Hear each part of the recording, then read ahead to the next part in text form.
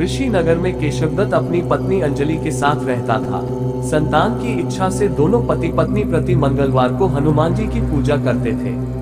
वर्षों तक व्रत करने के बाद भी कुछ नहीं हुआ तो कुछ दिनों के बाद केशवदत्त पूजा करने के लिए जंगल में चला गया।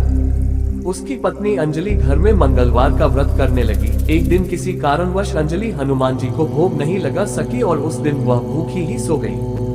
दूसरे दिन उसने प्रण किया कि अब वो अगले मंगलवार को हनुमान जी को भोग लगाकर ही भोजन करेगी। अंजलि भूखी प्यासी रहकर 7वें दिन मंगलवार को हनुमान जी की पूजा की और उन्हें भोग लगाया, लेकिन तभी भूख प्यास के कारण वह बेहोश हो गई।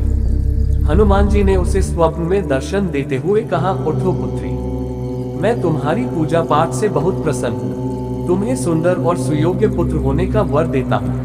तत्काल अंजलि ने उठकर हनुमान जी को भोग लगाया और स्वयं भोजन किया। हनुमान जी की अनुकंपा से अंजलि ने एक सुंदर शिशु को जन्म दिया। मंगलवार को जन्म लेने के कारण उस बच्चे का नाम मंगला प्रसाद रखा गया। कुछ दिनों बाद अंजलि का पति केशवदत्त भी जंगल से लौट आया। उसने मंगला प्रसाद को देखा तो अंजलि से पूछा, ये बच्चा किसका है? अंजलि ने हनुमान जी के दर्शन देने और पुत्र प्राप्त होने का वरदान देने की सारी कथा सुना दी। लेकिन केशवदत्त को उसकी बातों पर विश्वास नहीं हुआ और वह अंजलि पर शक करने लगा। केशवदत्त मंगला प्रसाद को मारना चाहता था। एक दिन केशवदत्त स्नान के लिए उस बच्चे के साथ कुएं पर गया।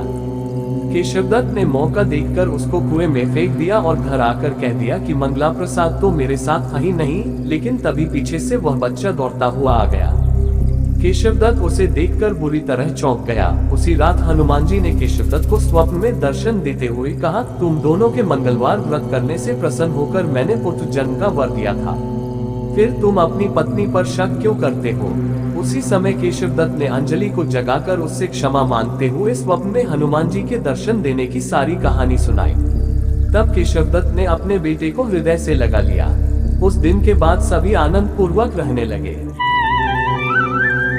जो दंपति विधिवत मंगलवार का व्रत करते हैं, हनुमान जी उनके सभी कष्ट दूर करके घर में धन संपत्ति का भंडार भर देते हैं, निसंतानों को संतान देते हैं और शरीर के सभी रक्त विकार के रोग भी नष्ट कर देते हैं। साथियों, ये कथा यही समाप्त होती है। बोलो जय बजरंगबली की।